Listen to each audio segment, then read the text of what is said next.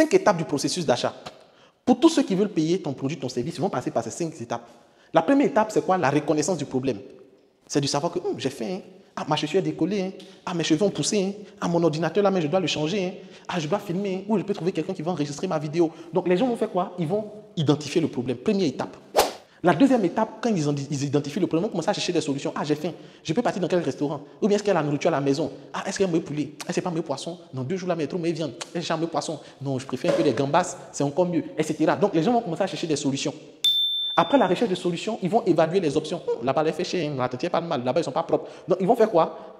Après la recherche des solutions, ils vont évaluer soit sur la base de la qualité, soit sur la base du prix. Et une fois qu'ils vont finir ces évaluations, ils vont passer à la décision d'achat.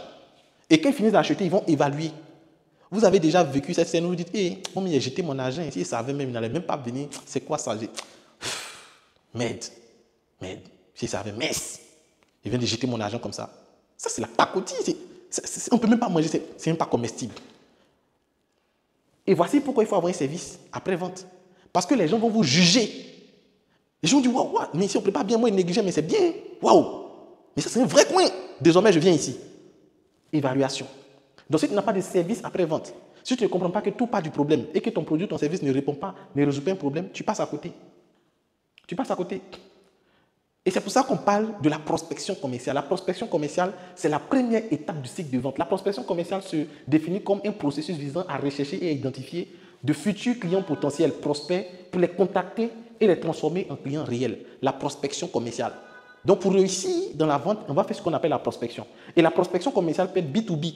Ça veut dire business to business. Ça veut dire dans ce contexte-là, on va chercher des entreprises.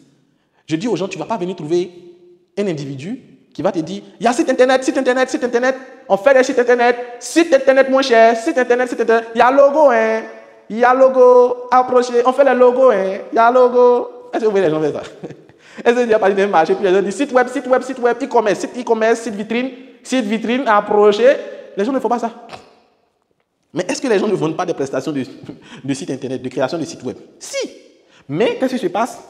Ils ont un service qui s'adresse aux entreprises. Donc, ils ont une manière de communiquer pour toucher les entreprises. Il y a des personnes aussi qui font quoi? De la prospection B2C. Ils s'adressent aux particuliers, aux consommateurs, au grand public. Donc, ces 2 types de prospection ont la même finalité, mais pas les mêmes démarches de réalisation. La finalité, c'est quoi? C'est de créer une base de données de prospects. J'ai dit ici, une fiche de promesse. Donc, tu dois avoir une base de données de prospects. Pas des gens qui achètent, mais des gens qui veulent acheter. Les qualifier et enfin convertir ces prospects en clients.